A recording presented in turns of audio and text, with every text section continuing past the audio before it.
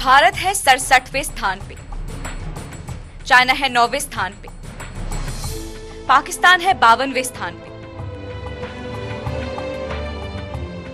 दरअसल ये है हाल ही में किए गए रिसर्च से बनाया गया ग्लोबल हंगर इंडेक्स। इस इंडेक्स को बनाने के लिए 3 चीजों का ख्याल रखा गया है। 1.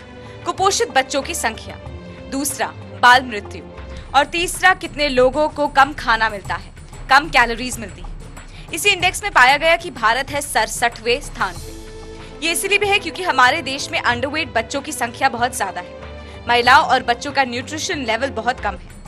अकेले भारत में दुनिया के 42% अंडरवेट बच्चे हैं और पाकिस्तान में सिर्फ 5%। दूसरे पड़ोसी देशों का देखें तो श्रीलंका है 39वें स्थान पे, नेपाल है 56वें स्थान पे और बांग्लादेश है 68वें स्थान पे।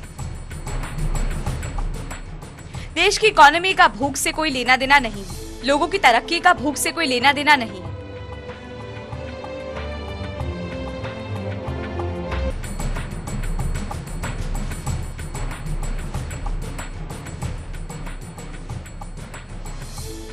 हमारे देश में जहां इनइक्वालिटी इतनी ज्यादा है, इतनी तरक्की के बावजूद भूख से मर रहे लोगों की संख्या इतनी ज्यादा होना चौंका देने वाली बात नहीं है। बच्चे का उसके जीवन के पहले 2 सालों में कुपोषित होना बच्चे की जान भी ले सकता है। दूसरी बीमारियां भी आ सकती हैं, उसकी ग्रोथ खराब हो सकती है। इसीलिए बच्चों को पौष्टिक खाना खिलाना बहुत जरूरी है, खासकर बच्चे के 2 साल के होने तक। वैसे फूड सिक्योरिटी एक बहुत बड़ा मुद्दा है दुनिया के सभी डेवलपिंग और अंडर डेवलप्ड कंट्रीज के लिए। इतना बड़ा मुद्दा कि पहले मिलेनियम डेवलपमेंट गोल में तय किया गया था कि साल 1990 से लेकर साल 2015 तक दुनिया भर के भूख से मर रहे लोगों की संख्या को 0 के पास लाया जाएगा।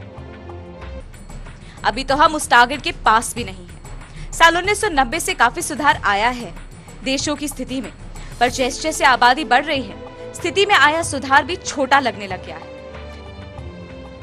कुछ देशों का देखें तो उल्टा गरीबी, बेरोजगारी, भूख से मर रहे लोगों की संख्या बढ़ी है, घटी नहीं।